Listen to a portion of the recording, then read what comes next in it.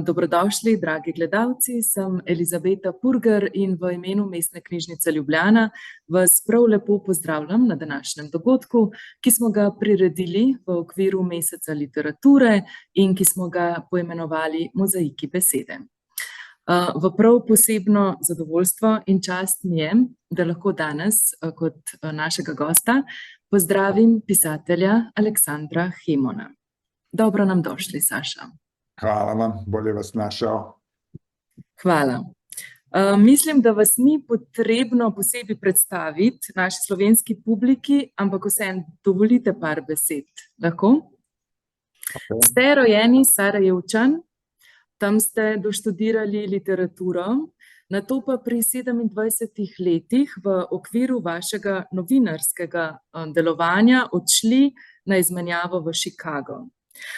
Pot nazaj domov je bila prekinjena za nedoločen čas zaradi začetka vojne v Bosni in Hercegovini in tako ste si v Združenih državah ustvarili nov dom, se naučili novega jezika, do te mere, da ste si v njem ustvarili svetovno znano literarno kariero. Pri nas v Sloveniji vas poznamo po vaših kratkih zgodbah, Vprašanje Bruna, po romanu Nowhere Man in Projekt Lazar, za katerega ste bili tudi finalist leta 2008 za ameriško prestižno nagrado National Book Award. Potem Meni, ena izmed vaših najljubših, Knjiga mojih življenj. Pri nas smo jo dobili leta 2013 v slovenskem prevodu. Lani pa smo lahko brali Tole ni zate, niz razdrobljenih spominov, ki so nastajali ob pisanju vaše knjige Moji starši. To knjigo dobimo v slovenskem prevodu pa letos jeseni in se je tudi zelo veselimo. Danes bi jaz z vami želela govoriti o vaši najnovejši knjigi The World and All That It Holds. Preden začneva pa pogovor o njej, dovolite, da začneva pri vas. Okay. Nosite precej zveneče, mogočno ime Aleksandar Hemon. S tem imenom mi, vaši bralci, identificiramo vaše knjige, kjer kot odličen pripovedovalec zgodb ustvarjate neverjetne svetove, pokrivate teme, ki se nanašajo na izgon, identiteto, jezik, dom, vzbujajo močna čustva in včasih porajajo več vprašanj, kot dajajo odgovorov. Hkrati ste tudi velik ljubitelj glasbe. V zadnjih nekaj letih jo celo sami ustvarjate in DJ-jate pod umetniškim imenom Cielo Hemon. In ko vas človek prvič sreča, rečete, zovite me Saša. Kdo torej ste? Pa sve to spremnost. Svako ima različite aspekte ili registre svoje ličnosti. Jedna si osoba sa prijateljima i porodicom, druga si osoba u javnom prostoru, treća si osoba pred uniformisanim licem koje ti traži pasoš, četvrta si osoba u inostranstvu gdje živiš ili si u posjeti i tako dalje. I to je činjenica mog života već odavno da postoji u više dimenzija. Ali to nije rijetko, mislim, našto za nas iz Bosne i Hercegovine, iz koje je, mislim, 1/4 predratnog stanovništva sada živi u dijaspori. Mnogi u Sloveniji, naravno. Ja. Da je to dio zapravo, ajde da kažemo, bosanskog identiteta, da postoje različiti slojevi ili različiti aspekti ili različiti registri iste ličnosti. I to je, tako ja živim već 30 godina. Ima svojih prednosti, ali zahtjeva puno pažnje, da kažem. Wow, zanimivo. Če se nanesem še na to temo, živimo v enem takem svetu, ki je reality svet, ko nas nekdo zanima, navduši, ga lahko takoj pogooglamo, sledimo na socialnih omrežjih, naprimer pisatelja, vas, tudi ta pogovor je del tega in to vse, kar zvemo, vpliva na to, kako beremo potem vaše knjige. Po drugi strani pa imamo fenomen Ferrantejeve, ki ne želi razkriti svoje identitete in pravi, da ko je enkrat knjiga napisana, je svet zase in ni važno, kdo in zakaj jo je napisal. Kako vi gledate na to?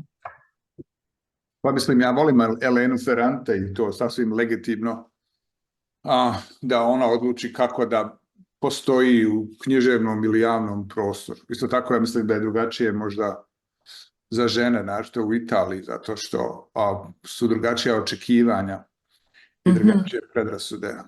Ja kad predajem nekad, moji studenti čitaju Elenu Ferrante i puno o tome pričam.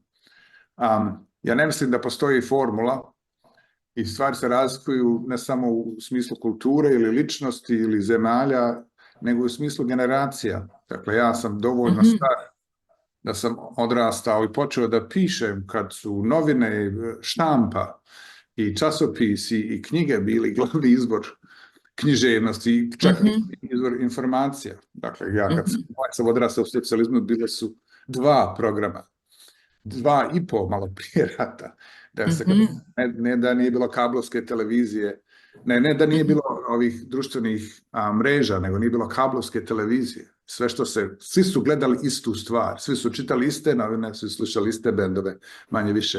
Što naravno ima loših strana, ali istovremeno svi su imali osjećaj da dijele isti zajednički javni prostor. Koji je počeo se raspada iz političkih razloga, naravno u slučaju Jugoslavije, ali smo svi imali iste reference, šta god da mislimo o njima. Ja sam uvijek mrzio Bijelo dugme, ali sam uvijek znao ko su Bijelo dugme i znao sam njihove ploče i njihovu muziku i sve to. I slično je bilo i sa političarima i tako dalje. Dakle, bila je nekakva solidna stvarnost koja se dijelila bez obzira kakav je naš odnos prema njoj bio, bez obzira u kojoj smo mjeri dovodili u pitanju, u kojoj smo mjeri vjerovali u to, ali je bilo zajedničko iskustvo. Kako god. Ono što se desilo sa društvenim medijima je da sad svako ima svoju verziju stvarnosti, barem svoj ugao, ako ne i potpunu iluziju stvarnosti. Dakle, istine na društvenim mrežama, na internetu postoji istovremeno, međusobno su isključive i sasvim je moguće da se na istoj stranici, a kamoli u istom prostoru interneta, da se mogu pročitati 2 potpuno suprotna mišljenja ili činjenice. I to naravno dovodi do zabune i mogućnosti laži, što ja znam. I to je mlađi svijet na to drugačije reaguje. U tome drugačije postoje, imaju drugačije načine da se prema tome odnose.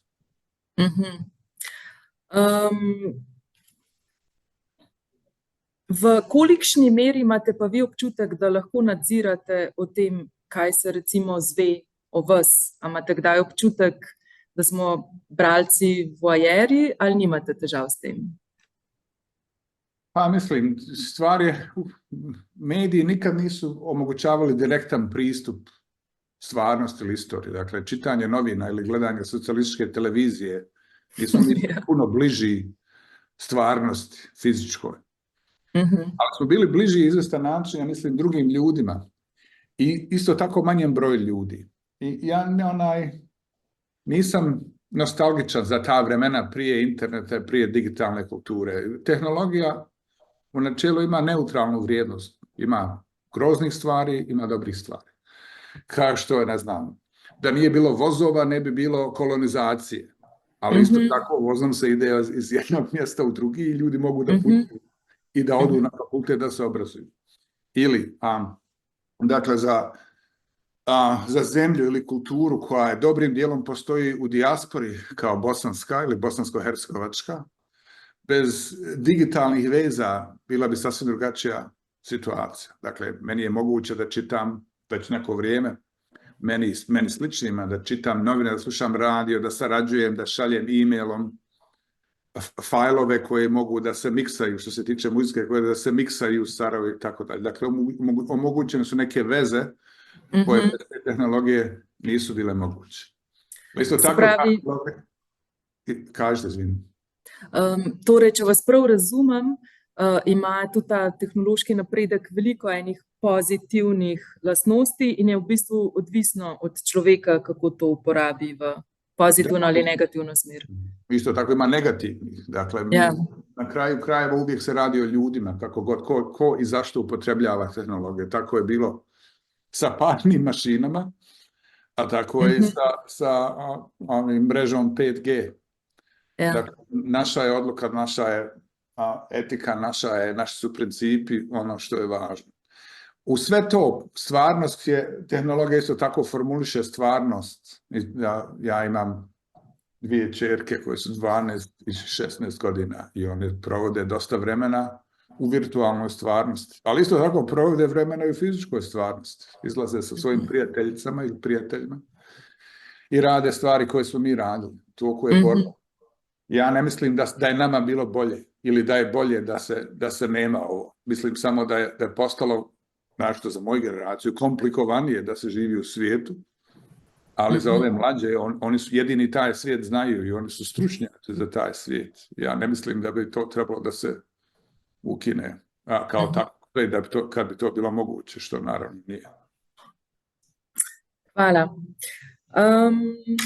Lahko kar začneva s temle? The World and All That It Holds, vaš zadnji roman. Mestna knjižnica Ljubljana smo knjigo nominirali za Dublin Literary Award, v Franciji pa je osvojila nagrado za ameriško književnost leta 2023. Čestitke. Hvala. Prosim. Če smem prebrati, kaj smo zapisali, ko smo jo nominirali, gre za epsko zgodovinsko pripoved, ki bralca popelje skozi raziskovanje ljubezni, identitete, jezika ter vpliva vojne in razseljenosti na običajna življenja. V ospredju je ljubezenska zgodba sefardskega žida iz Sarajeva, Rafaela Pinta, in muslimanske sirote, karizmatičnega Osmana, ki se srečata na bojišču Prve svetovne vojne. Vaša bogata proza spretno navigira skozi kompleksnost čustev in odnosov, nelinearni pripovedni slog, prepleten s spomini, halucinacijami in zgodbami, pa vabi bralca na intelektualno in čustveno potovanje. Knjigo ste začeli pisati leta 2010, če sem prav razumela, ste celo zanjo takrat podpisali pogodbo z založnikom. Na to pa je minilo teh 12-13 let. Kako drugačna je knjiga zato, ker je na njo vplivalo teh 12 let? Pa ne znam kako bi bila da nije bilo tih utjecaja. Mislim, 2010. kad sam potpisao ugovor sa svojim izdavačem, u proljeće 2010. moj je plan bio da počnem da pišem knjigu u jesen 2010. i očistio sam svoj raspored i odbio sam pozive i sve sam odgodio kako bi mogao da počnem raditi na toj knjizi. Međutim, tog ljeta se moja kćerka razbolila i umrla na jesen. Ona se razbolila ljetu, u julu, a umrla je 31. oktobra. I onda je to promijenilo mnoge stvari. Onda sam ja, dakle, odgodio rad na toj knjizi, osim što sam nastavio da čitam i da se spremam da nastavim u nekoj budućnosti. Nakon 2010. do 2022. kad sam predao rukopis svom izdavaču, napisao sam u tom periodu 4 knjige i 2-3 scenarija i 100 članaka i rodila se još jedna kćerka i onda smo se selili u Princeton iz Chicaga i tako dalje. Dakle, svašta se nadešavalo. Da ja ne znam kako su sve te druge stvari utjecale direktno na knjigu, ali 10 godina u svakom životu je puno vremena sve da se ništa ne desi, a dosta se dešavalo. I ja se ne sjećam svih odluka koje sam donio u tom periodu, koje su bile drugačije od onih koje su bile u prijedlogu koje sam predao svom izdavaču, osim 2 stvari. U opisu knjige, u tom prijedlogu, Pinto i Osman nisu bili ljubavnice, nego su bili prijatelji i nije bilo kćerke, nije bilo djeteta. I te su očigledno 2 stvari su povezane. U jednom trenutku sam odlučio da trebaju da budu ljubavnice, da se vole, i u tom trenutku se ukazala mogućnost kćerke. ali se ne sjećam kad i zašto sam to odlučio. Ampak to je najlepša esenca te knjige, njuna ljubezen in hčerka. Ja, hvala, slažem se. Prav to je bilo moje naslednje vprašanje. Ta njuna ljubezenska zgodba je ena izmed najlepših ljubezenskih zgodb, ki jih lahko najdemo v literaturi. V to brutalno okolje vojne ste uspeli umestiti enega izmed najbolj prepričljivejših in prvinskih opisov ljubezenskega odnosa. Iz kje ste črpali navdih za njuno ljubezen? Pa, kao što rekao, ne sjećam se tačno kad sam donio odluku, ali mislim, kad o tome razmišljam, postalo mi je jasno u jednom trenutku, kad god da je to bilo, da ako je knjiga o dva prijatelja, koji se sjećaju sa nostalgijom i ljubavlju na Sarajevo, da će, kako bi rekao, registar, tonalitet, neće se previše mijenjati. Dakle, nostalgija ima istu frekvenciju, možda bude malo jača, ali je manje više ista stvar.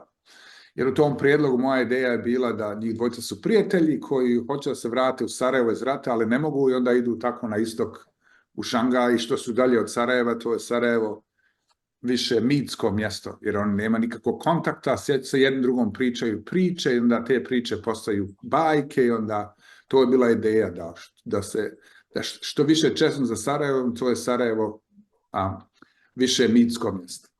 Ali onda mi je to, ne da mi to nije bilo zanimljivo, ali onda sam u nekom trenutku, ali ne sjećam se trenutka, shvatio da je ljubav mnogo komplikovanija u načelu, u bilo kojoj situaciji, da li je rat ili je mir, to je odnosi među ljudima.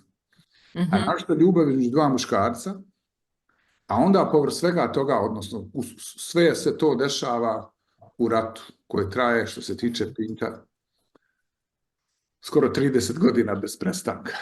I da je onda to postala knjiga o izbjeglički ep, koji isto tako ljubav priča.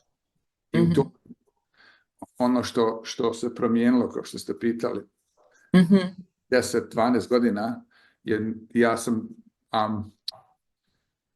imao kćerku koja je umrla, onda smo imali i imam dvije kćerke sada. Dakle, taj odnos prema djeci, a našto prema kćerki, prema djevojčici u svijetu koji je patrijarhalan i te tako brutalan, koji je obilježen ratom. Onda mi je ono što je postala centar ili čak duša knjige je mogućnost ljubavi u najgorim mogućim uslovima. U kojoj mjeri je moguće da se neko voli u rovovima u Galiciji i u kojoj mjeri neko može da bude otac ako prelazi pustinju sa djetetom ili ako završi u Pješčanoj Oluji ili ako završi u Šangaju gdje svako malo je rat. Dakle, pod kojim uslovima je ljubav održiva i kako funkcioniše u svemu tome. Ljubav je između ostalog, kako bih rekao, mi u stabilnom društvu koje ima kulturu koja se reprodukuje redovno i traje 50 ili 100 godina ili 200-300 godina, modaliteti ljubavi, diskurs ljubavi, pjesme, poezija, sve to je već je to, čim se rodiš, prije što se zaljubiš prvi put, sve je to tu. Sve postoji. Dakle, kad se tinejdžeri počnu zaljubljivati, imaju milioni pjesama. Milioni filmova i milioni urezanih imena na stablima, na klupama i šta. Jer sve taj čitav diskurs ljubavi je potpuno spreman i određen i uglavnom je patrijarhalan, ali već postoji. Dakle, a šta ako ne postoji presedan za to? Ili šta ako nemaju obilježja društva, stabilnih društvenih odnosa u kojem ta ljubav možda se praktikuje u nekom, kako bih rekao, tradicionalnom smislu. Pinto i Osman, nakon što napuste Sarajevo, ni u jednom trenutku ne prolaze, niti postoje u nečemu što bi mi mogli zvati stabilno društvo ili infrastruktura, kulturna, bilo koja druga.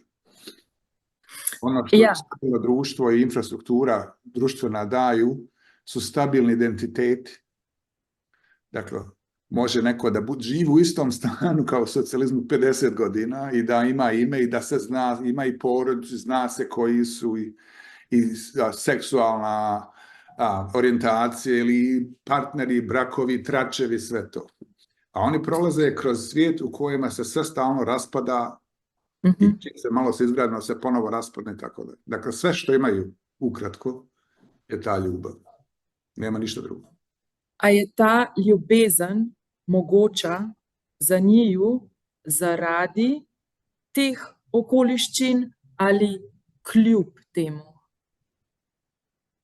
Pa, mislim, uprkos tim uslovima. Oni su, imaju osjećaj tu neku međusobnu vezu, imaju zajedničku iskustvo prošlosti, dakle Sarajeva i Bosne. I mada to više nije tako nostalgično kako sam ja zamišljao, jer ima trenutak u knjizi kad Osman i Pinto pričaju i Osman hoće da se vrati u Sarajevo, a Pinto kaže, gdje god da smo zajedno, to je moj dom, nema potrebe. Onda u drugom mjestu zamišlja kako bilo kad bi se vratio u Sarajevo. I onda je u svijetu koji se stalno ruši i urušava u sebe, jedina stabilna stvar za njih dvojicu je ljubav među njima i onda prenešena ljubav na Rahelu. Na Rahelu. To je jedino što je to njegovo sidro u svijetu koji je bura. Ja. Nekje sem prebrala, da ne verjamete, popravite me, če nimam prav, da ne verjamete, da lahko fikcija odslikava realnost. Ali mislite, da je ta njuna ljubezen, da bi bila mogoča v realnem svetu, ali ima ta mesto samo v fikciji? Pa ja ne mislim da fikcija ne odražava realnost, nego da realnost nije očigledna stvarnost. Dakle, Dakle, o tome se već razgovarali, dakle, u ovoj stvarnosti koju svi živimo, naš odnos prema tome i tumačenje zavisi od toga od društvenih mreža na kojima se ukazujemo i algoritmi koje nas guraju u lijevo ili u desno ili u smjeru fudbala ili, ne znam, religioznog diskursa ili pornografije i tako dalje. Ali isto na vrlo temeljnom nivou stvarnost, osim fizička stvarnost, čak ni fizička stvarnost nije očigledna. Treba da se formuliše kao stvarnost. Drugim riječima, ta stvarnost treba da se zamisli kao stvarnost da bi bila stvarnost. I u tom smislu je kultura, znači to je narativna kultura. Dakle, govorili smo o milionima knjiga i pjesama o ljubavi. Dakle, zbog tih pjesama i knjiga o ljubavi, koji god razlog su nastali, već stoljećima se misli da je normativna ljubav heteroseksualna između žene i muškarca i da moraju onda da imaju djecu da bi se ta ljubav ovjerila i da je sve ostalo nenormalno. A čitavo vrijeme od početka čovječanstva postoje kompleksniji i drugačiji odnosi među ljudima, istospolna ljubav ili višespolna ljubav ili kako god. Sve je to uvijek postojalo. Ljudska bića su biološki i psihološki toliko raznovrsna, to je najbolja stvar vezana za čovječanstvo, ta beskonačna raznovrsnost čovječanstva. Ali stvarnost je konstruisana zbog pjesama i filmova i šta ja znam, da je glavna stvar da se nađe srodna duša i da se onda vjenčaju, da se onda prave djeca. Sad, u toj stvarnosti mi živimo kako god. Ja sam isto mislio da je to tako kad sam imao 14-15 godina, jer su mi roditelji govorili, a njima su njihovi roditelji govorili, svi su filmovi, sve su pjesme i sve su knjige, veliki broj njih su potvrđivale tu stvarnost kao očigledno, ali nikad nije bilo očigledno. U tom smislu mene fikcija i književnost zanimaju kao mehanizmi proizvodnje stvarnosti. Dakle, ali ima dominantna stvarnost i naravno koja je na izvjestan način propagandna, a imaju narativi, knjige i pjesme i sve ovo koje su ukazivali puteve u drugačiju mogućnost zamišljanja stvarnosti. To je i u tom smislu je ono što ja radim, a meni, kako bi rekao, način da utječem na svijet. Ne mislim da će se iko preobratiti zašto pročitam moje knjige, bilo koju knjigu. Ali pravim je dokument o neprihvatanju stvarnosti kao takve, kao očigledne normalne, za razliku od nekih nenormalnih. nenormalnih stvarnosti. Mislite, tako kot ste rekli, pač vsa ta različna ljubezen, ki obstaja, ne more se izživeti zaradi vseh teh omejitev, ki jih imamo v glavi, tako kot ste omenili, ali iz literature, ali iz pesmi, ali iz vzgoje. Ali mislite, da smo kot civilizacija sposobni preiti vse te omejitve in se osvoboditi takega razmišljanja? Pa ne mislim nisam siguran da može čitava civilizacija se oslobodi bilo čega. Dio te raznovrsnosti ljudske je to što ima puno zločinaca i koje vole vlast i vole novac i tako dalje, mislim. Ali su moguće su zajednice, porodice, gradovi, društvo, komune, kako god, parovi, prijatelja u kojima je moguće načina da se ta raznovrsnost njeguje i da se od te raznovrsnosti nađu načini i putevi u bolje prostore, ajde da kažem. Dakle, ja ne mislim da je moguća apsolutna revolucija u kojima ćemo svi da se preobratimo, ali neke su se promjene desile, mislim, prije, ne znam, 100 godina. Vi kao žena ne bi imali pravo glasa. U Sloveniji, u Velikoj Britaniji, u Americi. U Americi možda 112 godina. Torej imamo upanje, da vse napredujemo. Da, ali mislim, to je promjene. To ne znači nužno da je bolje. Neke žene koje imaju pravo glasa su isto fašisti. Sada, mislim, to nije automatski. To je slično tehnologiji. To ima, ajde da kažemo, može da ima neutralnu vrijednost.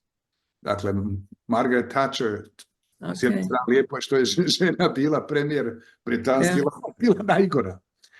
I one da ne ulazimo u neke druge primjere. Dakle, nič ni apsolutnega. Ali je u toku, jednostavni zaključak da u toku je borba, uvijek je u toku borba. Da nikad ti konflikti nisu riješeni, više vjerovatno nikad neće biti riješeni, da su neke stvari neuporedivo bolje nego prije 100 godina, a neke stvari su mnogo gore. Efikasnost rata, kao što sad vidimo u Gazi, dakle, mogućnost da se pred licem digitalnih, na ekranima digitalnih medija ravnaju gradovi u užasnu vojnu efikasnost. To je relativno nova stvar. Prije 200 godina to malo je teže bilo sravniti grad sa zemljom ili eliminisati populaciju. Če smem iti morda na nekoliko lažje teme. Eden izmed likov, ki je bil meni v vaši knjigi zelo zanimiv, je bil lik mame Manucci. Mama Manucci je začinjala svoje jedi s solzami, bila je zelo ponižna, tiha, vdana žena, Padri Avramiju. Predala je zelo bogato tradicijo teh sefardskih pesmi Pintu, ki jih je potem pel Osmanu pa Raheli. Hkrati je bila to mama, ki ni dovolila svojemu sinu, da reši miši, ko jih je želela utopiti. In to je bila mama, ki Pinto nikakor ni mogel napisati pisma iz vojnega bojišča. Zakaj ne? Pa nije bilo pošte, nije bilo društva. Nije bilo poštara, nije bilo... On ni mogel napisati. Da, i Pinto je...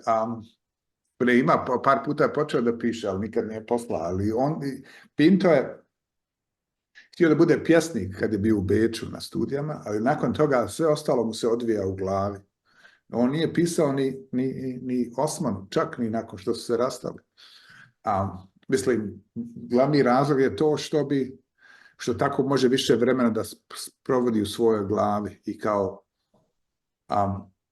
lik on je relativno pasivan. Dakle, njegove opijumske halucinacije su priče koje bi on možda mogao da napiše da ne uzima opijum. Wow, zanimljivo. če že razmišljava o tem, kaj se Pintu vse dogaja v glavi, še en precej zanimiv lik je v tej knjigi, ki mu namenjate kar veliko pozornosti.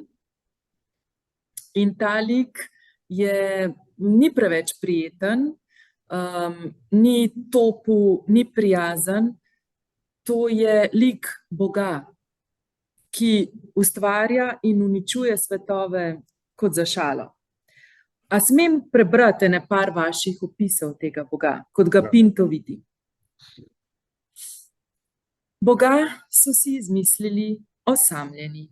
Nismo izvoljeni, smo samo zelo osamljeni in neljubljeni.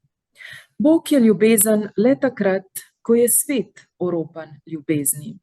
Bog je namišljena shramba, kjer je shranjena namišljena ljubezen. In Pinto pravi, ko je Osman govoril z mano, je bil Bog tiho. In kakšen Bog bi zahteval od človeka, da mora ubiti svojega lastnega sina, da mu dokaže pripadnosti? Iz kje izhaja ta Bog? Pa to je starozavjetni Bog, odnosno iz Tore.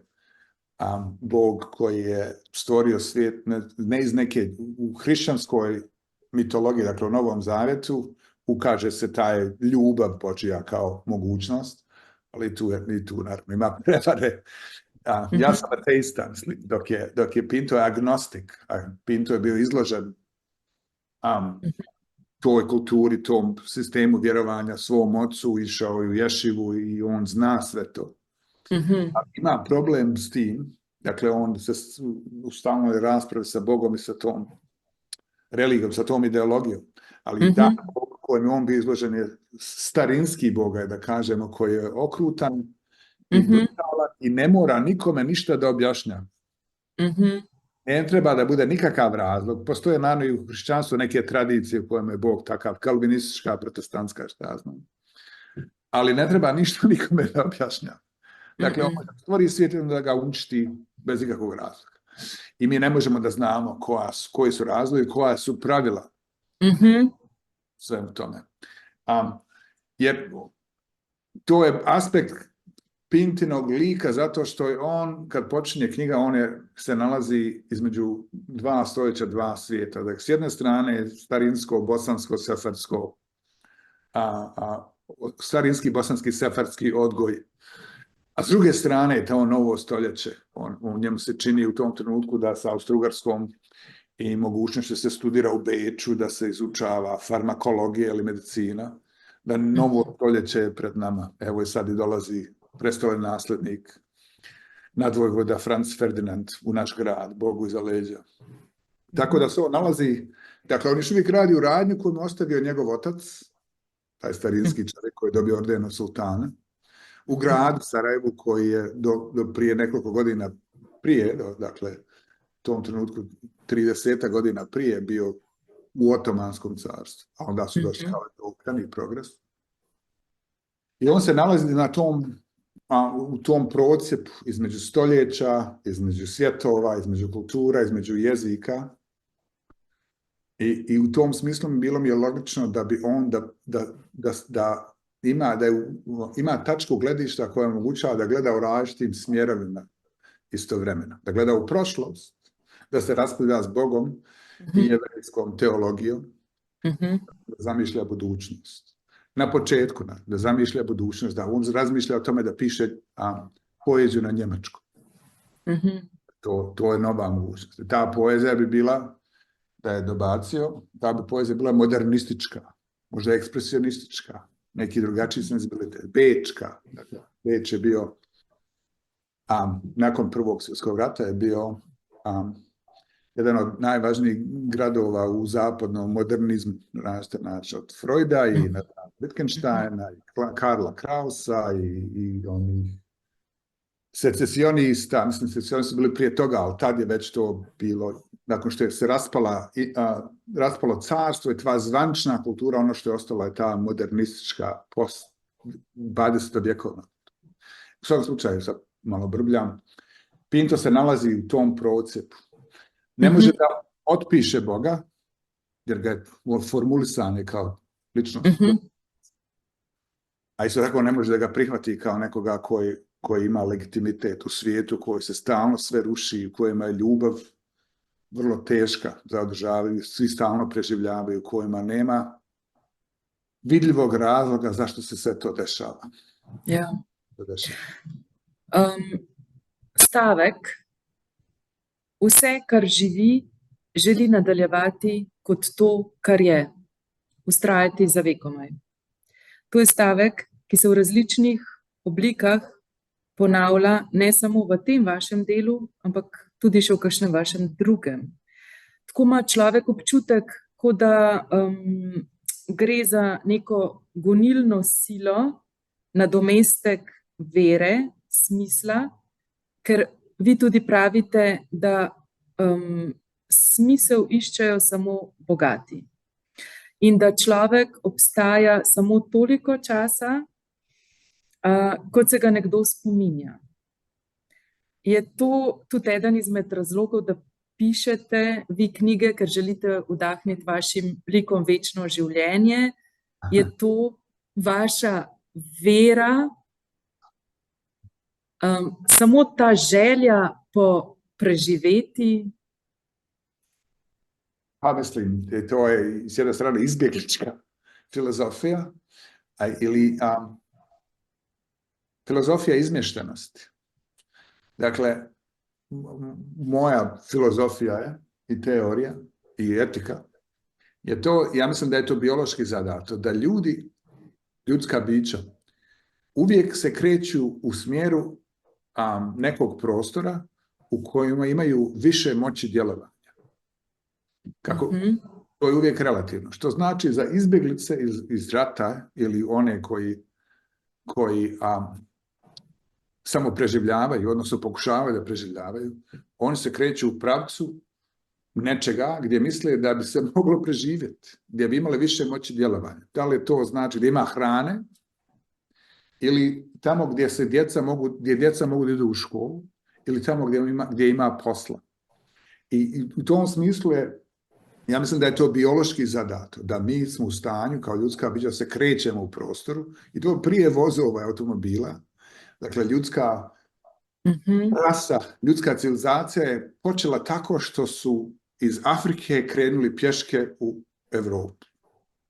I onda su se razmnožavali. Negdje sam čitao da smo mi svi genetski potomci 7 afričkih majki koji su krenuli pješke prije 25.000 godina.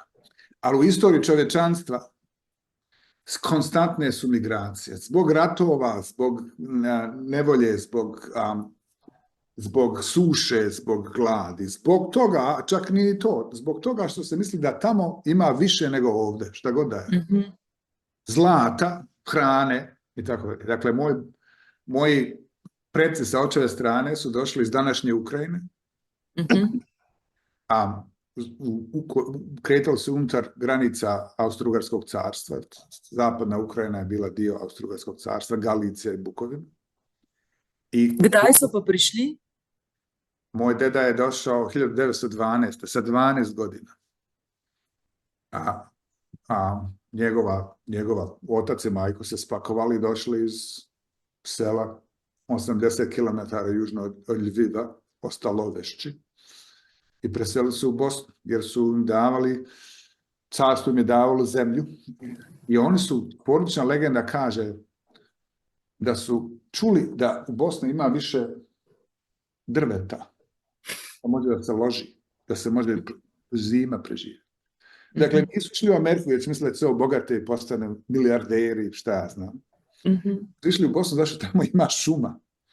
Ima više šume nego što je bilo u Galiciji. Onda su mogli da lože i da prave alate i šta ja znam od tog drveta. Dakle, to je, mislili su ako odemo u Bosnu imat ćemo više moći djelovanja jer ima više drveta kao materijal, jer ima više drveća. Dakle, ljudi se kreću u pravcu gdje misle da bi mogu da prežive. I to je moja filozofija, jer to je odatle ja dolazim. Moja porodica i izbjeglištvo i istorija Balkana, istorija Istočne Europe, tako da. I u tom smislu tu nema kraja. Dakle, ima izvesna kultura, da kažemo buržuanska, i Mhm. ovo nije sud, barem ne u ovom trenutku, koja se sebe zamišlja kao vječnu i nepromjenjivu, Mhm. koja traje, koja projektuje, zahtjeva se projektuju odnosi u prošlost, pa su, ne znam, rimski imperatori u nekim narativima zamišljeni u tom kontekstu su se isto ponašali Mhm. kao srednja klasa ili kao bogati u Engleskoj i tako dalje. Dakle, i to i carstva, to je društveno uređenje s kojeg potiče, da kažemo, Pinto na jedan način, su uvijek sebe zamišljala kao nešto što vječno traje i uvijek će vječno trajati. Amerika isto tako, koja je drugačija vrsta imperija, ili Velika Britanija, koja je još uvijek, uprkos svim promjenama i situaciji koja je, da kažem, labilna, sebe zamišljaju kao nešto što će vječno da traje, jer ne može da ne traje. Ono odakle ja dolazim, moje istorijsko iskustvo i filozofsko iskustvo i porodično iskustvo i književno iskustvo pretpostavlja da ćemo mi svi negdje da idemo, da krenemo u jednom trenutku. Da smo došli od nekog, idemo negdje drugo. I to je drugačiji odnos prema stvarnosti, prema etici, prema kulturi. Jedna posljedica, što je poznato svakome u dijaspori, Bosancima sigurno je, ako ne mogu da se nose dobra, novac, bogatstvo, imovina, kuće, imanja, ako to je izgubljeno ili ostavljeno, šta je ono što mi nosimo sa sobom? Priče, pjesme, jezik, sjećanja i u modernom kontekstu slike. To je ono što nosi. Dakle, Manucci je izvor izvjesne kategorije znanja za Pinta, i on te pjesme koje od nje naučio, on to nosi kroz sve to. Kroz sve te katastrofe, kroz sve te rate. Nema para, nema slika, nema pasoša, nema imovine, nema ništa. Ima ljubav, ima ta kultura koja je portable kultura, što bi se rekla, koja se može nositi. Tako su i moji završili u Kanadi, mama i tata. Ćete možda čitati u ovoj knjizi moji roditelji ove godine. I donijeli su priče, sjećanja, pjesme i nešto malo odjeće i psa. I to je to. I to, s jedne strane je to, dakle, nestabilnost, ali isto tako u kojoj svi stalno živimo i odnos prema stvarnosti koja možda se sruši kao takva, u toj svijetu koji živi, to pojačano do kraja. Ali to znači da je relativno lako identifikovati vrijednosti, etičke, estetske, moralne, ljudske u svemu tome. Ko že omenjate te pesmi, v knjigi spoznamo ene par teh tradicionalnih pesmi, ki se kot motiv ponavljajo skozi celo knjigo. Ena izmed njih je Bejturan se v zružu Savija, ki je kot nek simbol ljubezni med Osmanom in Pintom. In med pripravo na ta pogovor z vami sem naletela na en zelo lep glasbeni album, ki ima enak naslov kot vaša knjiga in ki ga je naredil Damir Imamović. In imela sem občutek, da lahko kar naenkrat vašo knjigo poslušam. A mi lahko kaj več o tem poveste? Pa dok sam pisao ću knjigu i u toj knjizi su već tada Osman i Pinto jedan drugom pjevali pjesme. Pinto je pjevao sefardske pjesme, a Osman tradicionalne bosanske sevdah, mada on bi znali te pjesme, to se preklapalo. Ja sam te pjesme, neke od tih pjesama znao, naročito sarajevske sefardske pjesme ima. Žena koja je umrla prije par godina u 1997. godini, Flori Jagoda, koja je otišla iz Sarajeva 1947. I onda je godinama pjevala pjesme svoje djeci i unucima, te stare pjesme koje su pjevali sarajevski sefardi, i onda je to izdato kao album. Oni su joj nagovorili da izda album 1989. Memories of Sarajevo. I nekako sam ja to dobio. A poslije izdala još jedan album koji se zvao Canticas di Minona. Pjesme moje bake. Ili bake, ja mislim.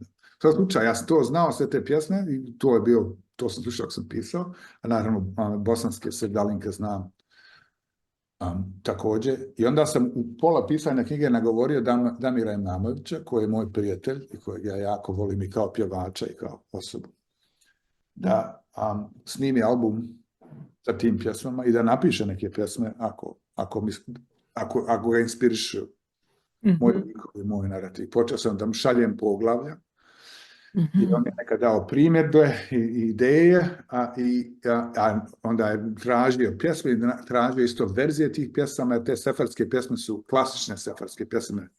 Pjevaju se diljem čitavog sefarskog svijeta, dakle od Bosne pa do Perzije, do Iraka, barem. Kada je napisao pjesmu, jedna od tih pjesama je Bejturan se uz ružu savija, koja nije tradicionalna. Muzika je tradicionalna, ali tekst nije. Tekst je napisao... Tu je on napisao tekst, tu je izmišljena. Tekst je napisao Bosanac koji je izbjeglica, došao u Švedsku kao izbjeglica i koji piše pjesme u tradiciji sevdalink. I to je, on je već, Damir je već s njim radio na prethodnim albumima i onda je napisao tu pjesmu. Muzika je tradicionalna, ali on dodao te. I onda sam ja to anahronistično ugradio knjigu. Jer ta metafora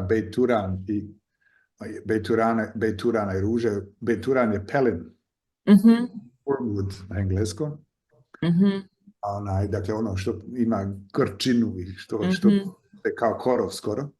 I ruže, to je lijep motiv. Zapravo u ovom trenutku, pošto se priprema prijevod na bosanski da izađe ovog ljeta, a u ovom trenutku naslov je Bejturan i ruža.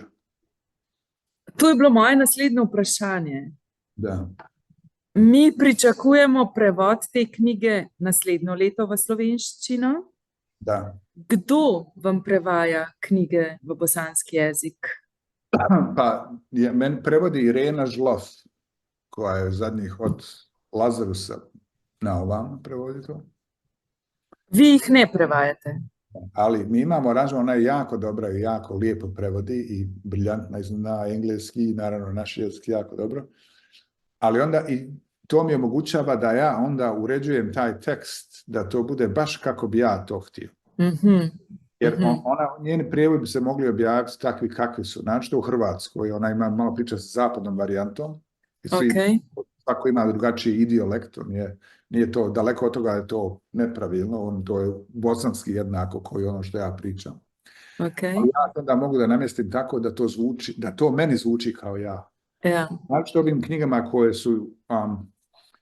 koje se tiču moje porodice ili priča života, tako da to zvuči baš kako bi ja to pisao, pričao na bosanskom.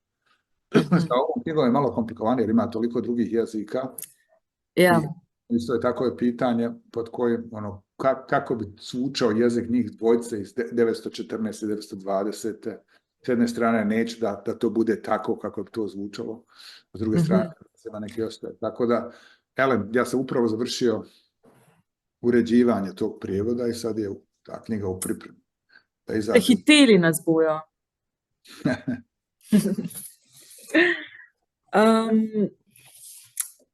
Ob branju vaših zahval na koncu te knjige lahko ugotovimo, da vam je največji cilj, ko ustvarjate glasbo oziroma DJ-jate, to, da ljudi pripravite do tega, da zaplešajo.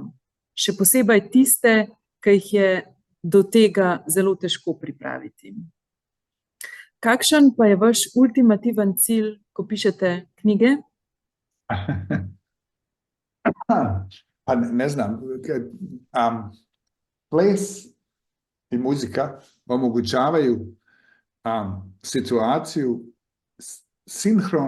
sinhrone radosti, simultane radosti. Dakle, gdje svi imaju osjećaj da učestvuju u nečemu što je nekakva vrsta radosti. Može bude radosna muzika, ali nekog intenzivnog iskustva, ako nekad nije vesela muzika, ali ples je tijelo aktivno, uvijek mora da ima neku količinu zadovoljstva ili radosti, zato što je prijatno kad se tijelo kreće. Mhm. Znači, ako smo naučeni i obučeni kao što jesmo, da ne damo tijelu da se pusti, da ja mašem rukama, ali u nekoj situaciji to bi izgledalo neprijatno i nepristojno, Mhm. zato što tijelo mora da se kontroliše u društvu. I ta simultana radost, osjećaj neke povezanosti s drugim ljudima koje nije vezan za, ne znam, naciju ili spol ili suštinu, nego je na izvestan način omogućava povezivanje sa ljudima koji su izvan te situacije, su stranci. To je ono što muzika omogućava i ples omogućava. Ali isto tako to je ono što umjetnost omogućava na različite načine. I zato umjetnost u bilo kojoj kulturi, bez obzira na stepen razvoja, postoji muzika i postoji neka vrsta vizualne umjetnosti. I postoji jezik, naravno, što omogućava priče i sve to. I ja ne znam da ja imam neki specifični cilj, ali ono što ja volim u stvaranju umjetnosti, u pisanju ili muzici je to da ja zamišljam da se neki prostor stvori definisan tom knjigom ili tom muzikom u kojoj ljudi mogu barem privremeno ili u mašti, ne nužno tijelima, u knjigama je to teško, da postoji istovremeno i da dijele neko zajedničko intenzivno iskustvo, neku vrstu radosti, neku vrstu zadovoljstva, koja nije samo ekstaza u smislu, ne znam, plesanja čitave noći, mada je to najbolje i apsolutno legitimno, nego da se na kraju krajeva ovaj razgovor se dešava zato što to što sam ja napisao na jeziku, koji nije moj ni vaš, je nekako dospjelo do vas i do biblioteke. I sad mi o tome razgovaramo i meni taj razgovor prija. I nešto se dešava tu u tom smislu, onda će to da bude pokazano nekom publici, nekom gledalaštvu, koji će možda nađe nešto u tome da postoji ta mogućnost, barem teoretska, utopijska zapravo, da se ljudi povezuju kroz tu umjetnost, da nalaze neke druge načine, da se povežu i da osjećaju barem privremeno zajedništvo, koje nije vezano za klasu ili rasu ili za ona identitetska ograničenja. Ajde da kažem. Dakle, putem umjetnosti prelazimo vlastite granice, krećemo se kroz prostor u kojem barem izgleda da imamo veću moć djelovanja, ljudsku moć djelovanja. Ne znam da li je to cilj, ali to je razlog zbog kojeg mi je stalo dosta gato. In moram vam povedati, da vam to res zelo dobro uspeva. Moja osebna izkušnja v enem trenutku, ko sem brala to knjigo, sem imela občutek, da je to, da sem v tem trenutku točno tam, kjer sem, v tem svetu navideznem, v tej knjigi, da je to nek smisel življenja, kot da je čas obstal in res neka dobra knjiga, dobra zgodba lahko pričara neka občutja, nek nov svet, ki širi obzorja, tako kot ste rekli, kjer lahko premagujemo omejitve, v katerih smo in v tem uživamo in nam daje en občutek osmišljenosti. Tako da hvala vam za to. Še zadnje vprašanje bi imela za vas. Kaj nam v prihodnosti pripravlja Aleksandar Hemon? Pa za Aleksandra ne znam, ali Cijelo ili Čelo ima projekt. Ok. A Čelo se izgovarja? Pa zavisi na koje. Na španskom je Cielo, na italijanskom je Čelo, a na Čelo, naravno na bosanskom, znači neko ko nema kose. Ok. In vi sami sebi rečete Čelo. To je bio moj nadimak u Sarajevu u srednjoj školi. A Čelo, kad se je počeo baviti muzikom, onda i u Sarajevu i u Bosni. Čelo je nadimak koji su često imali kriminalci, jer su im brijali glavu u zatvor. I onda mnogi su mislili da sam ja opasan. Nadimak bio Čelo. Še kakšna nova vaša identiteta, torej? Ali ja sam potpuno bezopasan, da. Verjamem. Oziroma ste nevarni sam v najboljši možni verziji. Dragi Saša, najlepša hvala za vaš čas in za vaše odgovore. Upam, da vas bomo lahko pozdravili še kdaj tudi v živo v Sloveniji, morda zaplesali Da, vašo glasbo. Vsekakor si pa obetamo še obilo užitkov ob branju vaših knjig in vam želimo vse najboljše. hvala. Hvala. Najbolje. Hvala. Hvala tudi vam, dragi gledalci, za vašo pozornost. Veseli smo, da ste bili danes z nami. V imenu Mestne knjižnice Ljubljana vas vabim še na ostale dogodke, ki smo jih pripravili v tem mesecu literature. V upanju, da se srečamo še na kakšnem od njih, vas lepo pozdravljam. Srečno! Srečno, čao.